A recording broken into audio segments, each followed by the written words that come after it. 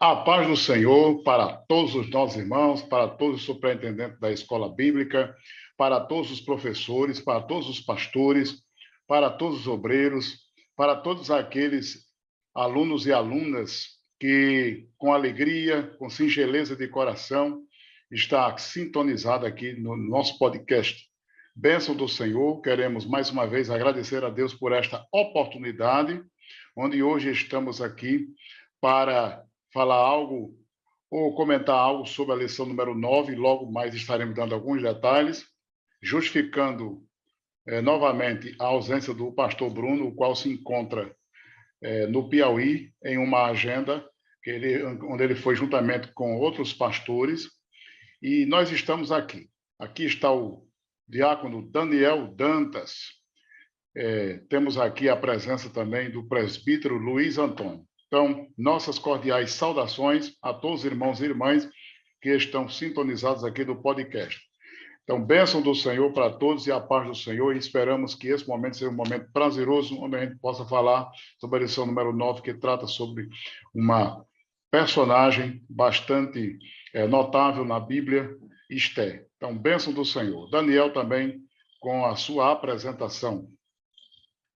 A paz do Senhor, evangelista Souza, presbítero Luiz, muito nos alegra chegarmos a essa nona lição desse terceiro trimestre e com um tema de Esté, né? Um tema bastante bom da gente estar debatendo, é a história desta mulher que realmente foi uma divisora de águas em seu tempo, né? E principalmente para o povo de Israel. Então, também saudar com a paz do Senhor, todos os professores, alunos, pastores que estão nos assistindo e dizer que é uma alegria, mais uma vez.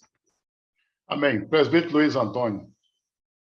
A paz do Senhor, evangelista Souza, a paz do Senhor, diácono Daniel Dantas. É um prazer, mais uma vez, estar participando do nosso podcast já com esse momento formativo de muita riqueza, cumprimentar a comunidade da escola bíblica, professores, alunos, aqueles que participam e que têm consumido esse conteúdo tão importante, né? Reflexivo, e que tem ajudado professores, alunos a pensarem ancorados na palavra de Deus.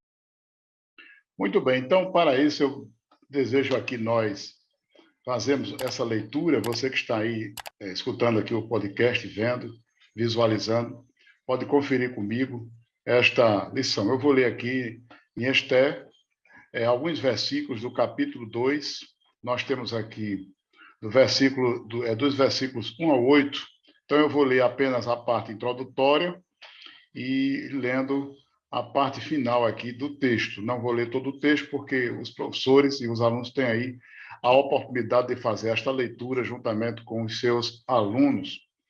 Então, Esté capítulo 2, versos 1 ao 8, diz assim: Passadas estas coisas, e apaziguado já o furor do rei Assuero, lembrou-se de Vasti e do que fizera e do que se tinha decretado a seu respeito. Verso 2: Então disseram os jovens do rei que lhe serviam: Busquem-se para o rei moças virgens formosas à vista.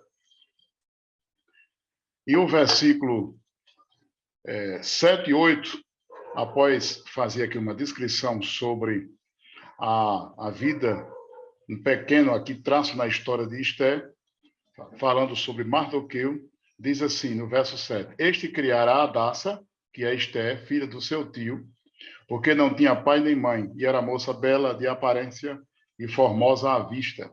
E morrendo seu pai e sua mãe, Mardoqueu a tomara por sua filha. Sucedeu, pois, que, divulgando-se o mandado do rei e a sua lei, e ajuntando-se muitas moças na fortaleza de Suzã, debaixo da mão de Hegai, também levaram Esté à casa do rei, debaixo da mão de Hegai, guarda das mulheres.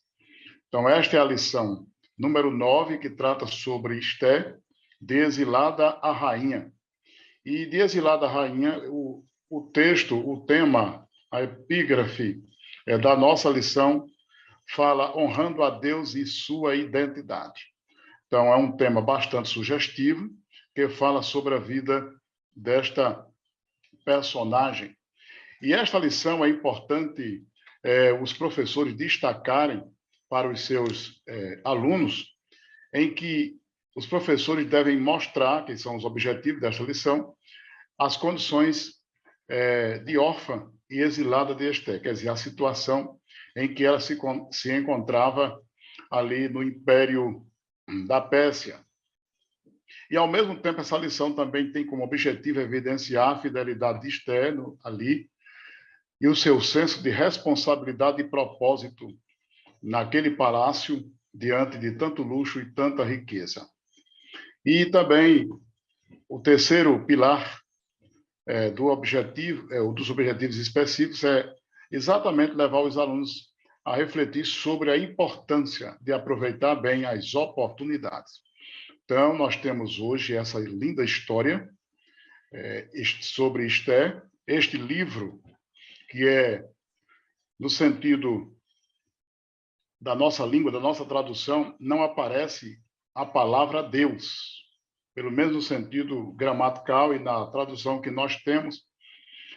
Porém, nós vemos que Deus está presente neste livro. Então, nós temos na Bíblia 2 livros em que nós não vemos gramaticalmente o nome Deus, que é um livro poético, que é Cantares de Salomão, e esse livro histórico, que é o livro de Esté.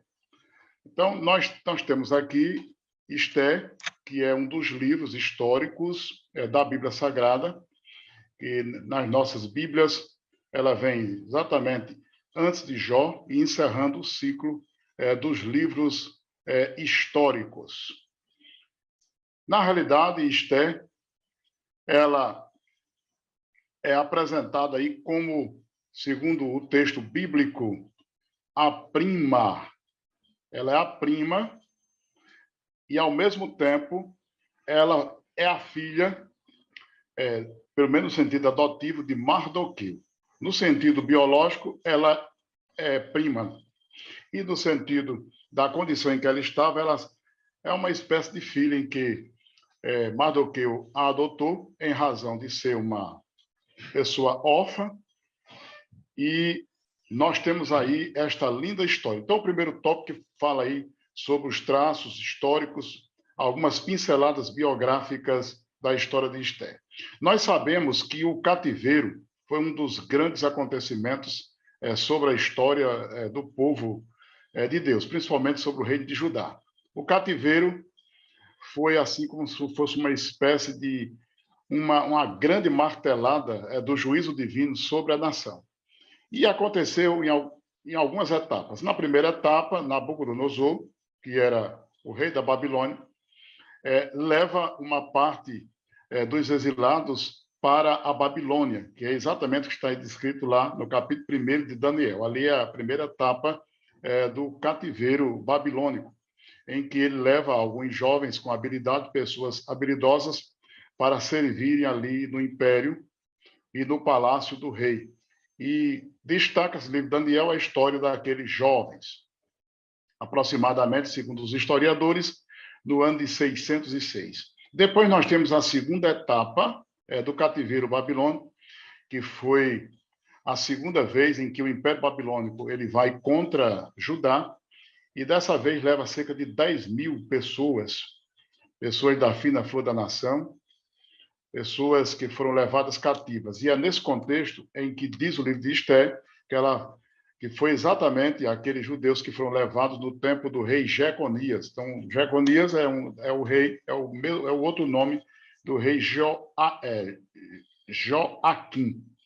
Então, aí foi na segunda etapa, e que nessa segunda etapa foi aproximadamente do ano de 597, a segunda etapa é do cativeiro, onde o destaque foi o profeta Ezequiel. E nos livros históricos em que nós temos na história de Esté, nós temos o destaque, a história de Mardoqueu, a história de Esté, e o império da Pérsia, sob a pessoa de Xerxes, Assuero, que foi quem governava nesse tempo sobre 127 províncias. É nesse contexto exatamente que está tratando o livro de Esté. Então, pelo histórico, consta que eles foram levados cativos aí nesse período. A terceira etapa foi já no ano 586, quando dessa vez a nação de Judá foi devastada, o templo queimado, os muros derribados, e aí nós temos a contagem oficial, realmente, do cativeiro de Judá.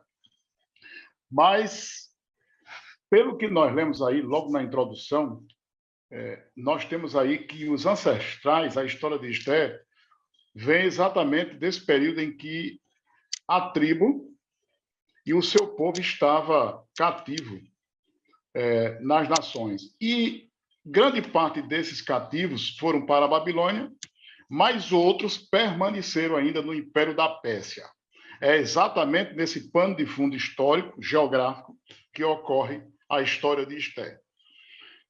Então, eu agora quero passar aí para Daniel também traçar alguma pincelada sobre a pessoa de Esté, conforme nós aqui estamos fazendo esta exposição, que é exatamente o tópico 1, quem era Esté. Aqui eu fiz apenas um retrato histórico, uma pincelada histórica, mas Esté tem muita coisa para se falar acerca desta notável mulher. Evangelista Souza, alunos que nos assistem, professores, você, uma parte introdutória muito boa, e o cenário que nós vamos debater hoje é esse, dessa jovem que a Bíblia apresenta ela como alguns adjetivos, algumas qualidades físicas, uma moça bonita, também vem com o peso de estar órfã, né, de perder seus pais, pertencente à tribo de Benjamim, criada pelo seu primo, acredito que um primo mais velho, né, que é Mardoqueu. Vamos também hoje, nessa história de Esté, 4 personagens que eu julgo bastante importantes. Esté e mais 3, que é o próprio Mardoqueu, Amã, o rei Assuero, ou Assuero, como a pronúncia cabe, e ver todo esse contexto que se passa nos pontos da fé dessa jovem, a determinação dessa jovem e a coragem dela, né? E nós vamos ver aqui que realmente ela se colocou até num cenário de risco. Existia um decreto, existia um mando colocado pelo rei, e ela se colocou num cenário de risco por seu povo, né? Então, realmente é uma história, a história de Esté é uma história que nos inspiram a mocidade atual, a juventude atual, realmente as qualidades espirituais que existiam sobre a vida de Esté, nossa Hadassa, né? Então, que nós vamos estar aqui explorando melhor e, principalmente, Souza, quando você muito bem expôs aí essa questão de todo o contexto babilônico, né? Os fatos históricos muito bem pontuado, as idas, o período quais reis reinavam, o período ali decrescente, né? Até o nascimento de Cristo, onde esses fatos históricos aconteceram. Então, é nesse contexto, deixar aqui para Luizinho fechar essa parte introdutória. Então, nós vamos ter hoje, acredito que um bate-papo cristão muito bom, como a gente vem tendo nessa lição 9 hoje, acerca de Esté e esses outros personagens que eu mencionei. Ok, o presbítero Luiz Antônio aí, só para a gente fechar esse tópico 1, para você dar uma ênfase sobre os significados do nome dessa personagem e, ao mesmo tempo, para a gente já falar sobre a rainha exilada e o contexto em que ela foi coroada. Presbítero Luiz Antônio. Bom, meus queridos, eu também aproveito, né, para a gente fazer aqui alguns destaques. Hoje eu já trouxe o plano de fundo histórico, Daniel também já trouxe uma perspectiva. E, assim, nós chamamos a atenção, essas lições que nós temos acesso a esse trimestre, elas enfatizam muito bem como Deus usou a instrumentalidade desses jovens para realizar feitos maravilhosos, né? Nós sabemos que Deus usa as pessoas em quase todas as idades, desde que haja uma consciência. Deus tem poder para isso. Mas vivemos numa época em que muitas vezes as pessoas acham que a juventude é uma fase para curtir ou para aproveitar, e só na velhice que devemos buscar a Deus. Todas essas histórias, e a de Esté hoje na lição 9, ela vem corroborar e reforçar de que uma juventude dedicada a Deus, ela pode realizar coisas maravilhosas. E aqui nós vamos encontrar uma jovem, que ela é um retrato de grande parte de jovens hoje no nosso país, né? Ela é uma jovem, ela está exilada, está numa situação desconfortável, ela não está na sua pátria.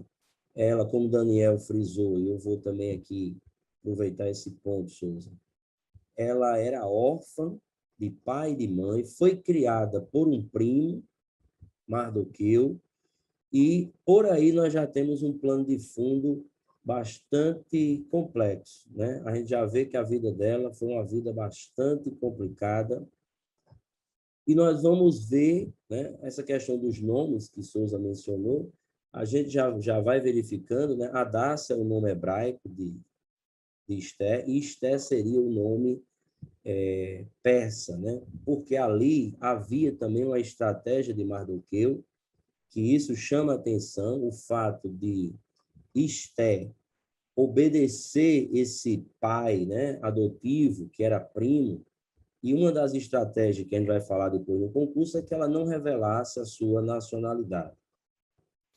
E aí, interessante o paralelo é que Vasti, né? Vasti, a rainha do rei Assuero, vai perder a coroa porque desobedece, Souza e Daniel.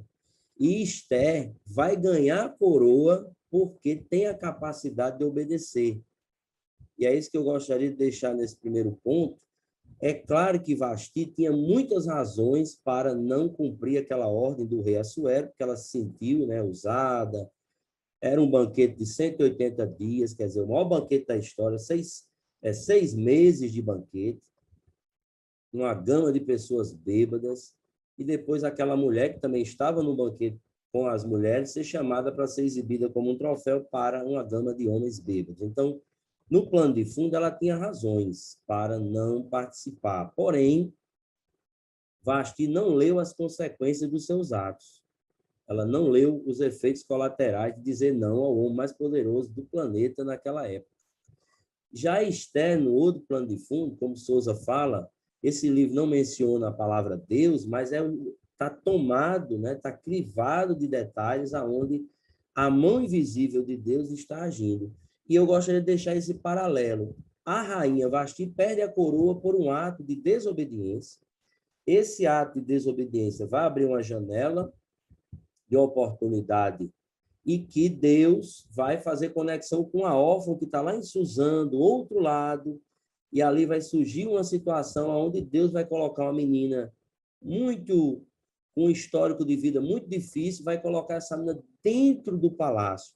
E uma dessas razões humanas, claro, a mão divina, mas é a capacidade de Esther de seguir ordens, de obedecer, uma pessoa ensinável, liderável, tudo que a gente muitas vezes não vê hoje na juventude. Claro que não podemos generalizar, existem muitos jovens conectados, alinhados, mas o que a gente vê hoje é jovens precipitados, sem paciência, imprudentes, agindo com imperícia.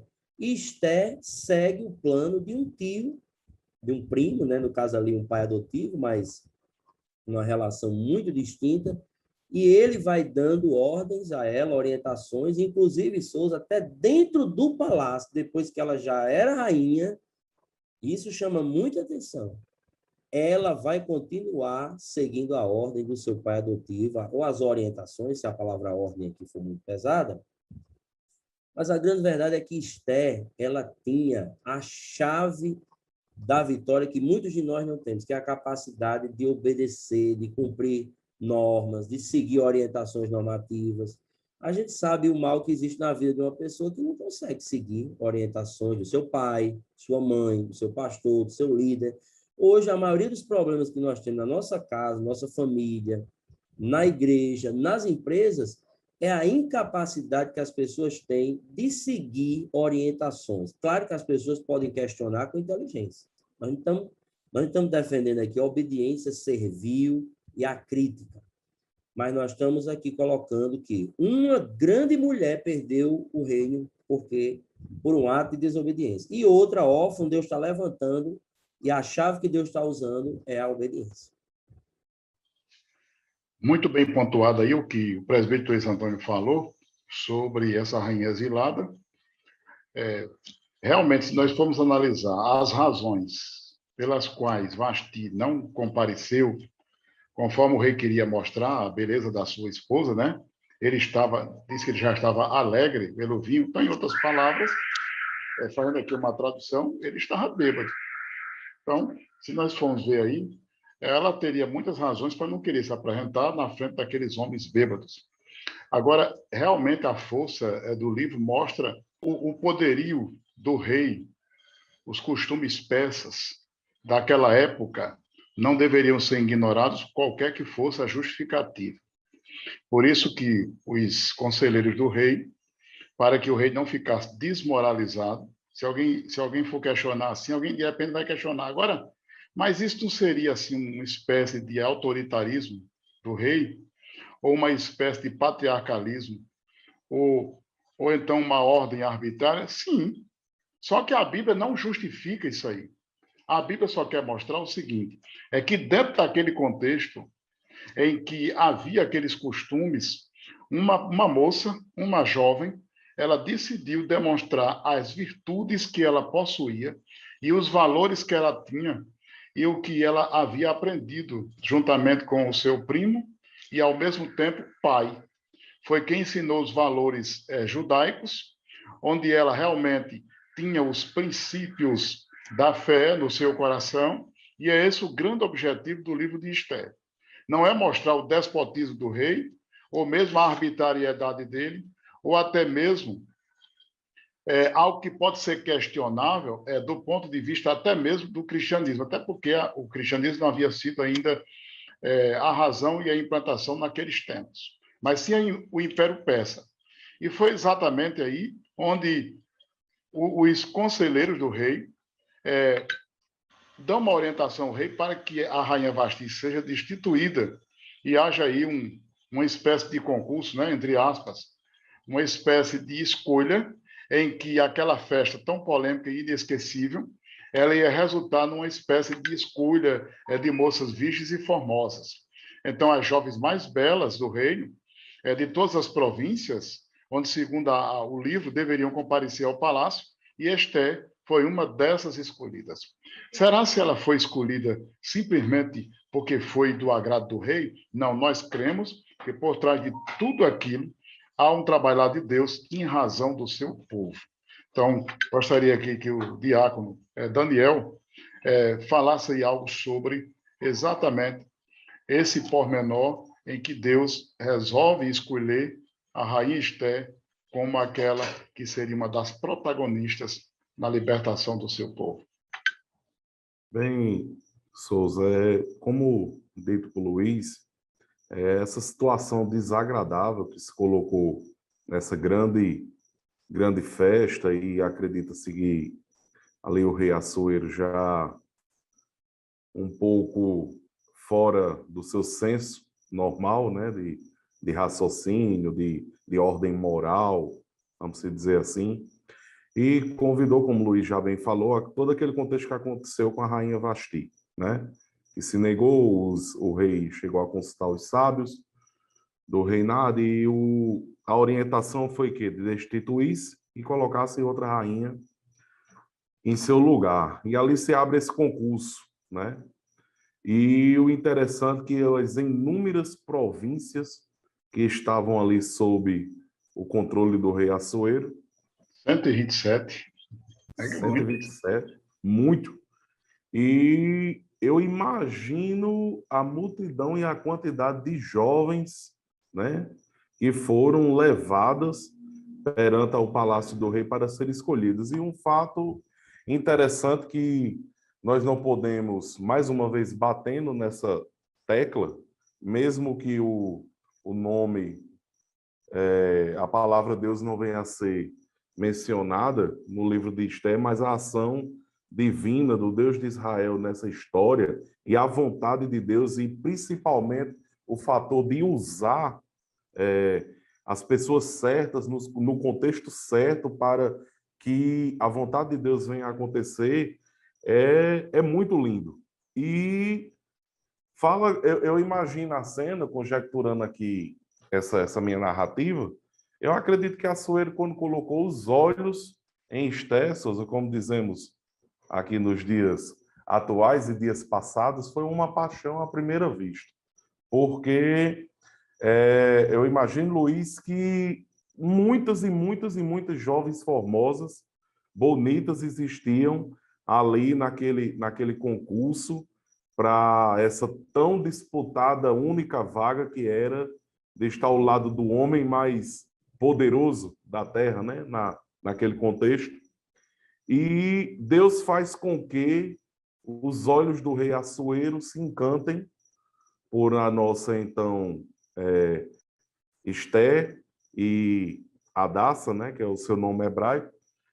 E o principal, né, que eu vou deixar esse gancho para Luiz, e o principal, a obediência dela em continuar seguindo as orientações dadas pelo seu primo, vamos colocar aqui como um tio, né, o pai de criação, Mardoqueu, lhe dando, com certeza, Souza, lhe orientando, o caminho é esse, nossos valores são esses, nossos princípios são esses, nosso povo foi criado dessa forma, o nosso Deus é esse, os nossos costumes são esses, etc, etc, etc. Então, é uma jovem que se vê órfã, se vê distante, é tirada da sua localidade onde ela estava, trazida para ali, para o Palácio do Rei, para ser colocada de exilada a rainha, nesse contexto todinho, tendo que estar convivendo com uma dupla cidadania, naquele contexto para não ser descoberta a real naturalidade ou nacionalidade de Hadassah, né, Esté. Então, realmente, muitos ensinos que nos deixa nesse contexto, e ela chegou. E realmente eu fico com esse gancho. Parece que foi uma paixão à primeira vista. A Bíblia diz aí que o rei, né, ele amou a Esté mais do que todas as mulheres. E ela alcançou perante ele graça e benevolência mais do que todas. Pelo menos é o que o texto bíblico nos ensina. Luiz Antônio, falando aí sobre a humildade da rainha Esté. E agora, eu gostaria que, quando você terminar aí falando sobre a humildade da rainha Esté, você já possa aí tecer comentários sobre a reflexão desse tema. O palácio muda você? Meu caro Souza, meu caro Daniel, sobre essa questão da rainha Esté ter alcançado essa graça, né? Eu gosto muito dessa expressão, alcançar a graça diante dos homens e diante de Deus, né? Isso também fala muito de que Deus é o Deus dos impossíveis e é o Deus dos improváveis, porque nas estatísticas humanas, ninguém apostaria nessas ferramentas que Deus usa. É como a gente pensar nas escolhas dos discípulos, aqueles 12 apóstolos. Nenhuma empresa escolheria aqueles homens. Todos seriam reprovados. Isso. Nós não estamos falando aqui, não necessariamente no conteúdo moral, mas nas ferramentas que esses personagens trazem. O caso de Esté, como a gente já mencionou, o Daniel frisou, Souza corroborou, ela era uma improvável. Como é que a menina judia chega a ser rainha, né? Porque essa nacionalidade aí, no caso, exilada, órfã e judia, quer dizer, ela ser rainha em uma outra nação, porque se ela fosse rainha na Judéia, né, em Israel, ainda já era uma coisa, mas ela ia ser rainha em outro país. Então, isso chama muita atenção e nos mostra que muitas vezes a gente se sente inferior por causa da nossa origem social, mas a gente não deve pensar assim, né? Diante de Deus, tudo que a gente é, o que a gente tem, o que a gente viveu, vira material para que ele faça o que ele quiser. Não é à toa que Jesus é o carpinteiro, Souza, Daniel. Por quê? Porque ele pode pegar qualquer madeira, qualquer material e fazer maravilhas, né? Então, nós somos improváveis de Deus. As pessoas não apostariam na gente. Quem apostaria, estou falando apostaria metaforicamente, quem investiria numa situação como essa, né? Então, milagrosamente, aquela jovem encontra graça diante do rei porque ela encontrou graça diante de Deus. E nós precisamos disso. Não devemos nos inferiorizar diante de autoridades, porque todos estão sob o comando régio do nosso poderoso Deus, Souza, e nos chama a atenção o processo, né? Flávio José diz que seria em torno de quase 400 jovens, ou até mais. Você imagina você ganhar um concurso. A gente que fez aqui concurso público, Souza, Daniel também já deve ter enveredado e vai enveredar muito aí, você que nos assiste, qualquer concurso é difícil, mas quando aumenta a concorrência, mano, quando é muita gente, aí você ganhar um concurso... Dificuldade aumenta. Você ganhar um concurso de beleza, onde tinha 400 jovens, que a beleza está também nos olhos de quem vem, né, Souza Daniel? Minha maior concorrência, você me fez lembrar agora de um concurso da UFPB, que eu passei, mas fiquei distante das vagas, mas atingi todos os coeficientes das disciplinas, e foi um dos concursos que eu tive uma maior concorrência, onde foi 297 pessoas para uma vaga. Pois imagine lá aquelas moças concorrendo a uma vaga. A proporção, né? E outra, né? E quando a gente vai ver lá o conselho dado ao rei, traçaram um perfil, né, Souza Daniel? Tinha um perfil. Isso, não era qualquer donzela. Não era qualquer donzela. É virgem, tinha que ter uma beleza, tal. Essas meninas passaram por um tratamento de beleza. Do palácio. Foi quase um ano, né, Souza? Tratamento de beleza. Quer dizer, graças a Deus que não tem mais esses tratamentos, né, querido? Porque senão eu, Daniel e Souza, não tinha dinheiro que chegasse com uma vida dessa. Um ano de tratamento de beleza, com uma série de honrarias, né? de materiais cosméticos específicos da época. Então, assim, aquela mulher acha graça diante do rei e ela foi escolhida para ser a rainha da Pérsia. Quer dizer, ela se torna a mulher mais importante, mais proeminente do Império Persa. E isso mostra que quando Deus quer fazer, realmente, a porta que Deus abre, ninguém pode fechar. E aquele fecha também ninguém abre. Por isso que nós devemos reconhecer essa soberania de Deus. Muitas vezes faz um concurso, Souza, não passa. Claro, tem a dimensão humana, mas se você fez sua parte, entregue a Deus, né? Porque os improváveis, aí Esther, tudo bem, ela tinha uma coisinha nas mãos de Deus, que a gente não pode também dizer que Deus não usou nada, nenhum predicado dela. A única coisa que ela tinha ali, para aquele concurso, era a beleza. Mas ela consagrou isso a Deus. E é isso que eu queria também deixar uma reflexão, porque parece que quem nasce bonito não consegue se firmar na igreja, porque são muitas as propostas.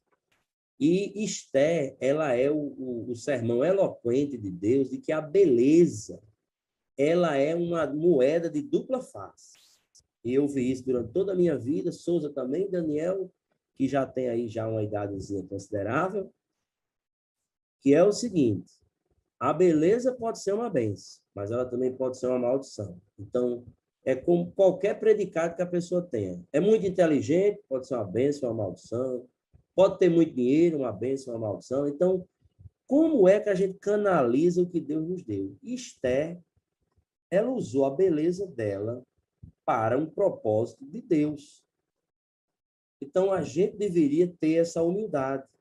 O que é que nós recebemos de Deus? Da beleza, o dinheiro, a inteligência, qualquer dom, qualquer habilidade. A gente devia colocar isso a serviço do propósito do Rei, do Deus Todo-Poderoso. Porque Esther também vai ensinar, né, Souza Daniel? Se Deus nos dá uma posição, se foi Deus que deu, ele também deu um propósito. Ninguém manda a Esther para o palácio para passear e ser esposa do rei, não. E foi isso que Mardoqueu advertiu a Esther, na hora do iminente perigo. Você não pensa que escapará também. Exato. Ele você disse, estando no palácio. Aí. E entender o seguinte: se Deus lhe deu uma posição, a gente tem que entender que Deus, dentro daquele pacote, tem um propósito. Então, Esther, você chegou aqui no reinado. Você acha que é só para ter vida boa? Agora serão só flores? Não. Deus dá uma posição, mas dentro do pacote, Deus dá um propósito. E aí, Souza, você falou sobre a questão de viver no palácio, não é isso? Isso, o palácio muda você? Essa pergunta já é... O palácio muda você? Então, o palácio não mudou Esté em absolutamente nada. Por quê? Porque esse é a questão da criação, da educação sólida. E o que Daniel falou, certamente Mardoqueu, não sabemos se a mãe ou o pai conseguiram influenciar Esté, mas ela recebeu uma formação sólida. O que é isso? Ela não era uma judia só de identidade, não, de geografia, não. Ela era uma judia de identidade. Ela era uma pessoa que se identificava com os valores da sua nação, que é o fato da gente não ser só um cristão. Eu estou na igreja porque meu pai é crente. Esther não viveu uma fé nacional. Ah, eu sou de Israel, tenho um carinho por Israel, eu tenho um carinho pela igreja. Não, ela tem uma identidade, ela tem um caráter firmado. E é isso que acontece com todos nós aqui, porque ser cristão, quando você não tem dinheiro, quando você não tem carro, quando você não tem emprego, porque eu estou com 40 anos e posso afirmar isso. A gente acha que é difícil ser cristão no deserto. Tem a dificuldade do deserto. Mas é difícil ser cristão na bonança, é na prosperidade, é quando você olha para a sua conta e você vê que tem um saldo, é quando você está na sua casa, você tem uma casa boa para morar, Deus lhe deu coisas, deu pessoas, deu talento. Aí essa é a hora que você é provado. Quando a gente não tem nada, a gente vai para uma vigília a pé. Quando a gente não tem nada, a gente amanhece numa vigília, sai de 6 horas da manhã dando glória a Deus. Quando a gente começa a ter as coisas, a gente não tem mais força para fazer nada, não tem mais força para orar, não tem mais força para ir para a vigília, não tem mais força para buscar a Deus. Quer dizer, que vida é essa? Então, o caráter cristão, ele permanece predominando sobre toda e qualquer asfixia que vem das riquezas, do palácio, porque ela sabe quem ela é. Por exemplo, eu, Luizinho aqui, né, vou até dizer que cada um tem sua história, sou eu também, Daniel.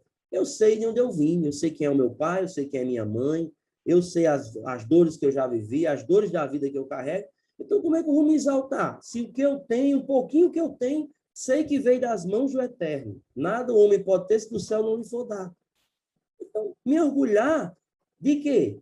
O único orgulho que eu tenho é de agradecer todos os dias de Deus ter tido misericórdia da minha vida.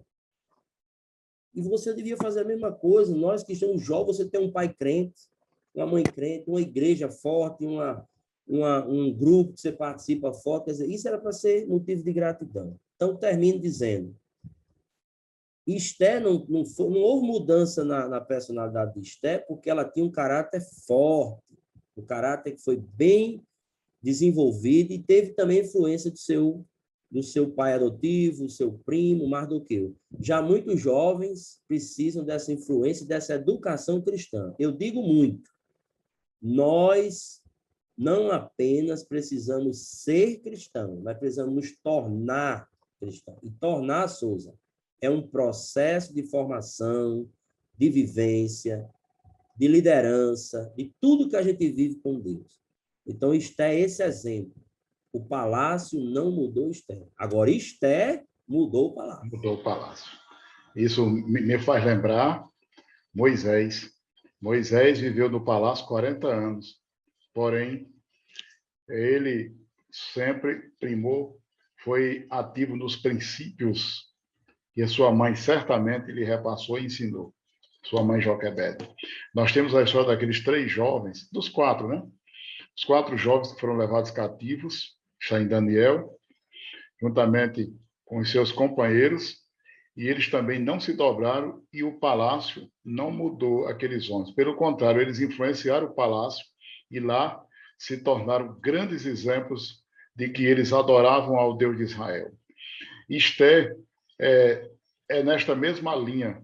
Então, tem homens e mulheres que Deus leva para esses locais para que eles sejam exatamente protagonistas e influenciadores.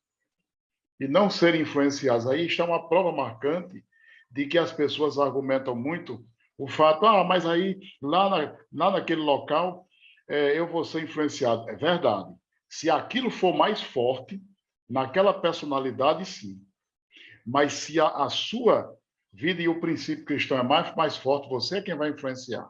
A prova disso é a nossa vida nos meus acadêmicos, nos meus universitários. A gente tem exemplo de jovens que eles são crentes na igreja, fiéis, são pessoas fervorosas, aí depois que passam por uma universidade, a gente escuta esses jovens frios, outros desaparecem da igreja, e eles absorvem determinados ensinos que não são de acordo com os valores cristãos. Aí eu fico pensando, por que é que tem jovens que vão para a universidade, lutam o tempo todo e até fazem não somente uma graduação, mas outras pós, e permanecem estudando, e eles continuam sendo os protagonistas da vida deles, e outros vão e já mudam totalmente o caráter. Então, a história de Esther, a história de Daniel, a história de Moisés é a história exatamente desses jovens, em que eles precisam superar isso. Então, o professor deve ser bem enfático em mostrar que nós, como cristãos, devemos sim ser cabeça, e não ser cauda nesse sentido aí. Não é no sentido da arrogância, nem achar que é melhor do que o outro. É no sentido de que os nossos valores espirituais e morais devem ser inegociáveis. Então, Daniel, para encerrarmos aqui esse top 3, o Palácio muda você, terminando aí para a gente ir para o tópico 4. Já foi bem dito aí, né, que o Palácio não conseguiu mudar os princípios de Esther. E falando ainda no tópico 3, que aí entra, Souza, o grande objetivo do propósito de Deus através da vida de Esther, que é justamente quando a gente vem falar, como eu falei no início, na minha primeira fala, dos personagens que a gente iria abordar hoje, e falar agora desse abençoado, para não usar outro nome, Amã, né? O ardiloso, o maquiavélico plano que esse príncipe, que era muito bem, vamos dizer assim, admirado pelo rei Assuero, era um príncipe que tinha um respeito muito grande no reinado de Assuero, tanto que a lição fala que os próprios súditos do rei se inclinavam diante de Amã, e Mardoqueu não. E isso foi enfurecendo, foi colocando um acúmulo de ira e de raiva no coração de Amã, até que um dia ele tramou, né, e de literalmente acabar com o povo de Israel, porque era um povo que o incomodava. Aí nós voltamos nos contextos bíblicos, e a gente parece até que já viu essa história, quando um dia um povo de Israel começou a incomodar lá no Egito, vamos matar.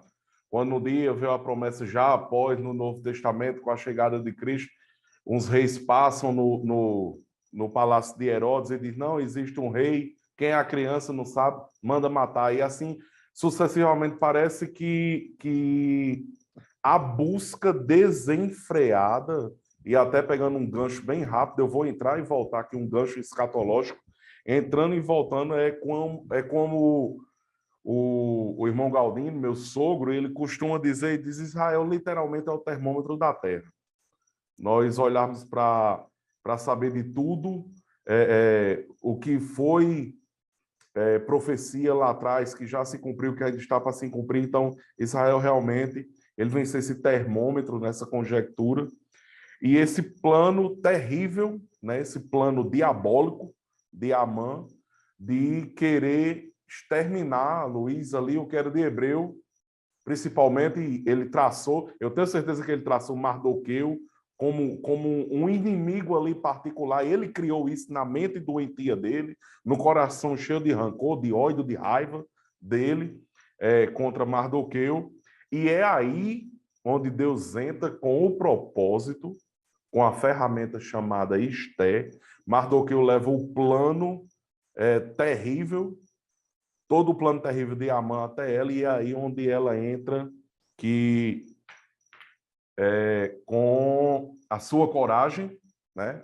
Com a sua coragem e os seus princípios, e aí a gente vai deixar essa introdução, e para mim é o maior, acredito, Souza, que é o norte, é a bússola maior dessa lição 9, é justamente o posicionamento que Esther teve como usada ali nas mãos de Deus para levar o povo de Israel desse plano terrível, e ainda falando do contexto, que tudo que Amã tramou para Mardoqueu se voltou contra ele, Amã foi envergonhado, etc, etc. Então é uma história bem recheada de tópicos, mas falando desse... O plano, o Palácio não mudou, fechando no tópico 3, o Palácio não mudou, se manteve ali. Luiz, muito bem colocado o que você falou, e interessante quando você disse a questão da beleza, e nos dias atuais a gente vê o oposto, mas quando você disse que determinadas coisas que nós recebemos por Deus, seja o dom da beleza física, seja da inteligência, seja da fluência das linguagens, no ensinar, no pregar, no louvar, enfim, mas nós temos a consciência que tudo isso foi dado por Deus. Nada provém, claro que Deus olha para cada um de nós e diz, não, aqui tem determinada coisa que eu vou aperfeiçoar, eu vou cuidar, eu vou derramar a minha graça sobre a vida de Luiz, sobre a vida de Souza, sobre a vida dos alunos que estão nos assistindo, eu vou derramar a minha graça e eu vou melhorar isso aqui porque eu tenho um propósito através disso. Então, deixo aí essa parte encerrando o 3, Souza, que já foi muito bem dita aí por você e por Luiz, e fala essa parte aí de amanhã, a gente entra com esse norte, com essa bússola, o norte da bússola da lição 9, que é realmente quando Deus usa Esté de forma extraordinária. Exato, foi ali no palácio onde aquele soberbo, invejoso e arrogante Amã, o inimigo do povo de Deus, era Gagita, jamais Mardoqueu iria reverenciá-lo, e ele abusou da sua influência junto ao rei, manipulou o rei, isso mostra que houve uma manipulação em razão da posição oficial que ele ocupava, a estima que ele tinha em razão de que o rei havia lhe conferido autoridade, e com muita astúcia e ardil, ele forma aquele plano maligno, sabendo que Mardoqueu não o reverenciava conforme ele desejava, e exatamente ele faz um plano ardiloso para destruir o povo de Deus. E é exatamente o que vocês falaram aí. A chave, a gente entende aqui, exatamente quando Esté está no palácio e enfrenta esse terrível inimigo. Esse plano é maligno e diabólico. Então, a rainha, ela, depois de ser advertida por Mardoqueu ou Mordecai em algumas traduções, ela vê que geralmente que ali chegou o momento em que ela terá que interceder pelo seu povo, de sorte que aí nós temos o jejum, que é convocado em que Mardoqueu vai orar ao Senhor, juntamente com os homens, e a rainha Esté chama as moças do palácio. Então, esse tema, quem é você no palácio, é muito sugestivo, é muito reflexivo, porque mostra que ela não renunciou às suas origens, ela não negou a sua origem, mas antes ela foi aí uma intercessora nesse meio aí tão difícil, terrível. Ela não esqueceu da sua família, não esqueceu da sua posição de antes, quando era exilada, ela não se esqueceu do seu povo e ela não se esqueceu do seu Deus, embora realmente não haja uma menção do nome de Deus nesse livro, mas Deus está presente em cada detalhe. Deus está presente até mesmo diante das circunstâncias adversas e contrárias que surge, Deus transforma essa maldição em bênção. O fato dela argumentar que seria uma afronta ao rei, ela ia até a sua presença sem ser chamada, ao mesmo tempo ela aceita o desafio. Então, ela ali está coberta de uma renovação divina, acreditando na esperança. O livro de Esté é o livro da providência de Deus. É o livro em que Deus trabalha em cada pormenor, em cada tecido ali, em cada momento e cada fato. Deus está presente. Deus está presente na hora que Mardoqueu, compreendendo o poder do seu Deus, reconhecendo a lei do Senhor e vendo que a rainha estava ali como um propósito de Deus, ele abre os olhos da rainha para que ela reconheça que exatamente ela poderia perecer juntamente com o seu povo. Então, o palácio não pode jamais mudar a vida de um homem e de uma mulher cristã. O palácio jamais pode moldar o nosso caráter, mas sim nós devemos mudar os rumos dentro do palácio. A Bíblia fala sobre os santos que haviam na casa de César, quando Paulo escreve a sua carta lá aos Filipenses. Então, havia homens de Deus e mulheres de Deus que estavam lá dentro da casa de César, quer dizer, dentro do próprio império. Mesmo sabendo que o Império Romano da época era um império que abusava da boa-fé do povo e incutia neles a idolatria e a soberania é do imperador. Mas ali havia santos, homens e mulheres que honravam ao Senhor. Então, o palácio não pode. Ah, mas tantas pessoas fracassaram. Sim, mas isso aí não é lição, é positiva ou espiritual para nós. A gente tem que entender que nós devemos sim ser protagonistas da nossa história. Então, estamos chegando aqui aos momentos finais da nossa lição e eu gostaria de nós fazermos o seguinte: o tópico 4 é basicamente aqui umas considerações finais que eu quero fazer juntamente com o Daniel e o presbítero Luiz Antônio. O 4 termina falando sobre assim: agarre uma oportunidade. Então, a história de Esté é exatamente uma oportunidade que Deus abre para nós, assim, ó, quando diz aqui na lição. Que história emocionante aqui no tópico 4. É uma atitude de fé nos últimos momentos de esperança. O favor do rei, o vilão foi enforcado na forca, em que ele mesmo havia criado. Ele mesmo foi quem havia criado, sob a sugestão da sua própria esposa. E a sua própria esposa, quando viu a casa caindo, não somente no sentido literal, mas no sentido dos fatos, no sentido do que ia até acontecer, e ela mesma, que havia dado a sugestão para o seu marido, ela mesma foi quem previu a sua própria morte na forca. Então, o final dessa história foi totalmente. O livro de Esté é um livro singular. É um livro que não tem a palavra Deus, mas Deus está presente em todos os fatos e em toda a sua história. É o livro dos banquetes. Podemos dizer que o livro de Esté é o livro dos banquetes. Pode observar. A gente vê vários banquetes mencionados na história de Esté, e que esses banquetes eles desencadeiam várias outras histórias. O banquete do rei, o banquete da própria rainha Esté, depois o banquete que o rei dá quando Esté é coroada. Nós temos o banquete que Esté ela prepara para juntamente desmascarar, mas depois ela prepara novamente um banquete para desmascarar Amã. Então, nós vemos. E no final do livro de Esté, quando o povo de Deus é liberto, quando Deus dá a libertação e que eles se vingam dos inimigos que vêm destruí-lo, diz que eles celebram aquela festa fazendo banquetes. É uma coisa emocionante mesmo. Então, o livro de Esté é o livro exatamente das oportunidades. A oportunidade que Deus deu àquela jovem, uma oportunidade que, através da sua beleza, ela demonstrou uma fé no Deus de Israel, mesmo que não apareça lá. É a oportunidade que ela teve dentro do palácio, a oportunidade que ela foi escolhida juntamente com aquelas diversas outras donzelas das províncias do rei, a oportunidade em que Deus exatamente mostra o propósito em que ela deveria agarrar. Então, eu mesmo já estou fazendo aqui as minhas considerações e depois eu gostaria que o presbítero Luiz Antônio também fizesse as suas, aqui nesse tópico 4, quando fala sobre agarrar as oportunidades. Então, Esté foi corajosa. Esté, de exilada, passou a ser rainha.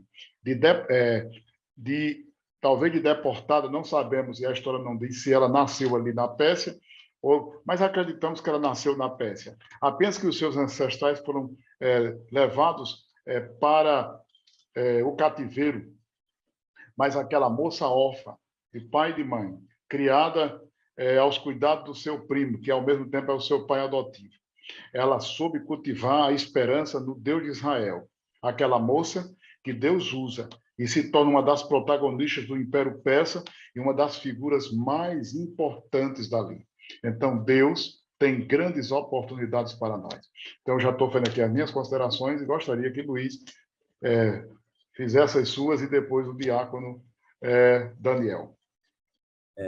Sobre a questão agora, finalizando esse agarre à oportunidade, eu gostaria também de frisar, né, uma coisa que hoje temos que ter cuidado para não haver desvirtuamento, mas que é também a necessidade do cristão ocupar o seu lugar estratégico na sociedade. E eu não falo aqui só politicamente, até porque nós temos maus exemplos, né? Temos muitos malfeitos, Souza, na política.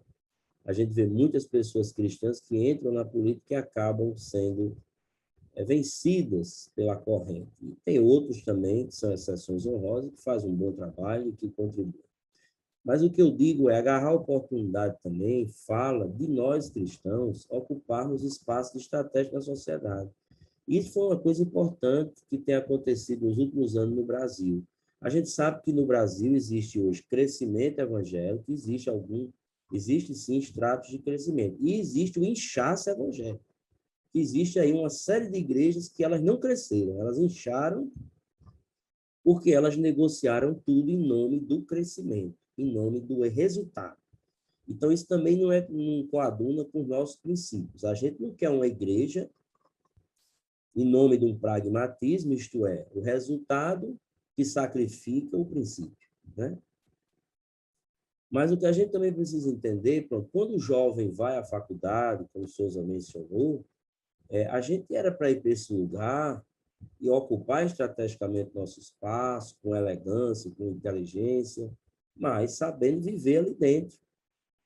A gente assumir outros espaços de liderança na sociedade, outras instâncias, né?